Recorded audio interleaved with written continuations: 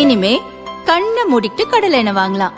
ஏன்னா மந்த்ரா கடலை எண்ணெய் இதயத்தின் தயாரிப்பு. வறுக்க பொரிக்க ஏன் எல்லா சமையலுக்கும் மந்த்ரா தான். மந்த்ரா கடலை எண்ணெய், அபார ருசி, ஆரோக்கியமான உடல் நலம். தேர்தல் தேதி, தமிழ்நாடு சட்டப்பேரவைக்கான தேர்தல் தேதி அறிவிக்கப்பட்டிருக்கிறது இந்திய தேர்தல் ஆணையத்தால. இது குறித்து மூத்த பத்திரிகையாளர் திரு கோலாகல சீனிவாஸ் நம்மோடு இருந்திருக்காங்க. சார் வணக்கம். வணக்கம் சார், ஏப்ரல் 23 தேர்தல் தேதி அறிவிக்கப்பட்டிருக்கு. இனி அரசியல்ல என்ன கேம் நடைபெற இருக்கும்? இப்ப என்ன நடந்துட்டு இருக்கோ அது இன்னும் சூடாக நடக்கும். இன்னும் வேகமாக தொகுதி பங்கீடு எல்லாம் முடியும். அப்புறம் எந்தெந்த தொகுதிகள் அப்படிங்கறத ஐடென்டிஃபை பண்ணுவாங்க. இந்த எல்லா காரியங்களும் வேகமாக நடக்கும். எவ்வளவு நாட்களுக்குள்ள முடியும் சார்? அதுவும் புதுச்சேரிக்கு தேர்தலை முன்கூட்டியே வைக்கிறாங்க ஏப்ரல் 9 தமிழ்நாட்டுக்கு ஏப்ரல் 23. இது எப்பவுமே நடைபெற மாதிரி இல்லையா சார்? அந்த மாதிரிலாம் ஒண்ணும் கிடையாது.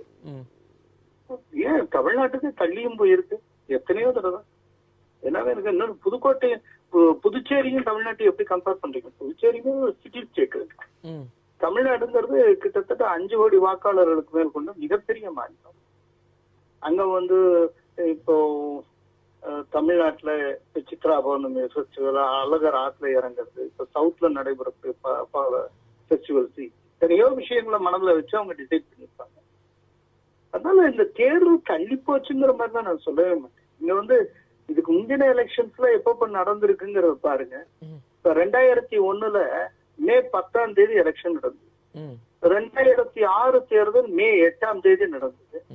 ஏன் 2016 தேர்தல் மே 16 நடந்தது. போதுமா? ஓகே. அப்புறம் என்ன? அதனால அப்படிலாம் பார்த்தா இது ஏப்ரல் மாசத்துக்குள்ளேயே தான் நடக்குது.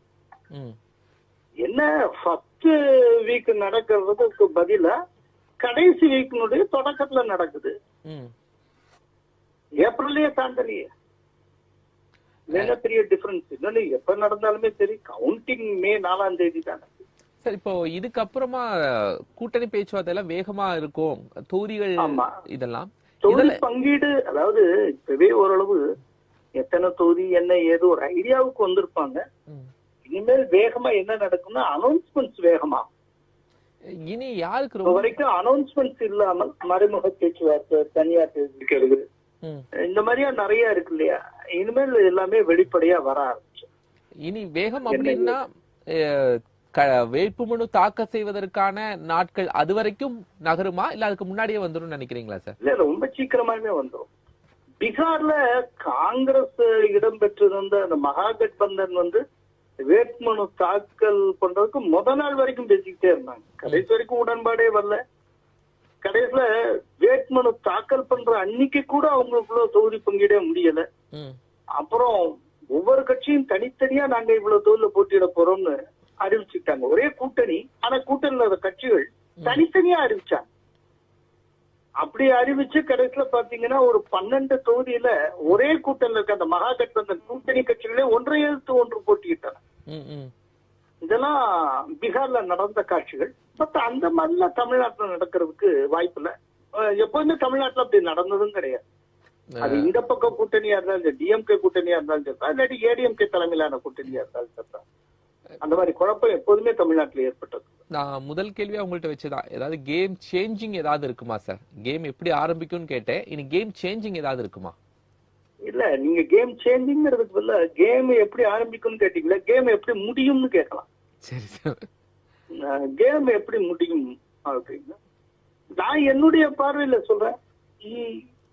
இப்ப இருக்கிற அரசுக்கு எதிரான விதத்துல கேம் முடியும் நான் நினைக்கிறேன். அப்படி முடித்து வைக்கக்கூடிய ஒரு கேம் சேஞ்சர் அநேகமா வருகிற புதன்கிழமைக்குள்ள தெரியும் நினைக்கிறேன். ஏதேனும் ஒரு திருப்புமுனை தகவல். கருத்துக்களை பதிவு செய்ததுக்கு நன்றி கோலாகல சீனிவாஸ் சார். மிக்க நன்றி.